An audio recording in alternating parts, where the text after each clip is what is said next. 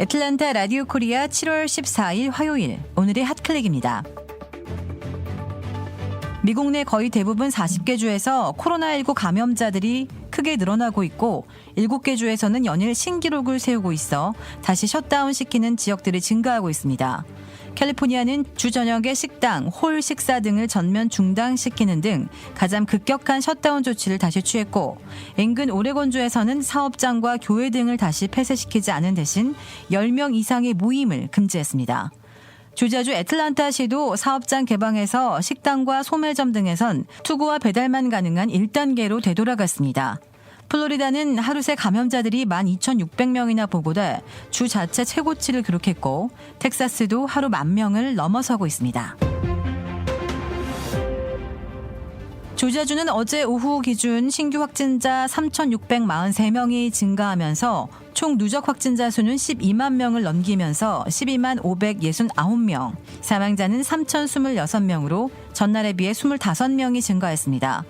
이런 가운데 애틀랜타에 소재한 초대형 교회 메가처치인 노스포인트 교회가 코로나19로 인해 올해 남은 기간 대면 예배를 중단하고 온라인 예배만 드리겠다고 밝혀 관심을 모으고 있습니다. 길어지는 코로나19 사태를 막기 위해서는 백신이나 치료제 개발이 절실합니다. 각국이 예산을 투입해 백신 개발에 속도를 내는 가운데 미국에서 올여름 말까지 코로나19 백신을 시작하겠다고 밝혔습니다. 트럼프 정부 고위 관계자는 어떤 백신이 효과가 있을지는 확실하지는 않지만 제조 공정은 이미 진행 중이라고 밝혔습니다. 그러면서 정확히 언제부터 백신 원료가 생산될 것이라고 묻는다면 아마도 4에서 6주 이후가 될 것이라며 여름이 끝날 즈음에는 활발한 제조 단계에 있을 것이라고 말했습니다. 조지아 주법원이 그동안 논란이 된 임신 6주 이후 낙태를 금지한 법을 폐지했습니다. 주 법원은 지난 5월 제정된 낙태금지법이 헌법에 위배된다고 판결했습니다. 존스 판사는 판결에서 검토 결과 낙태금지법의 목적이 태아의 행복 증진이라는 주 정부 측의 주장을 기각한다고 말했고 주 정부는 즉각 항소하겠다고 밝혔습니다. 하버드와 MIT대 캘리포니아주에 이어 18개 주가 트럼프 행정부를 상대로 소송을 제기하고 나서 올 가을 학기에 온라인 수강만 하는 유학생들의 비자를 취소하는 방안에 대해 법원에 제동을 걸었습니다.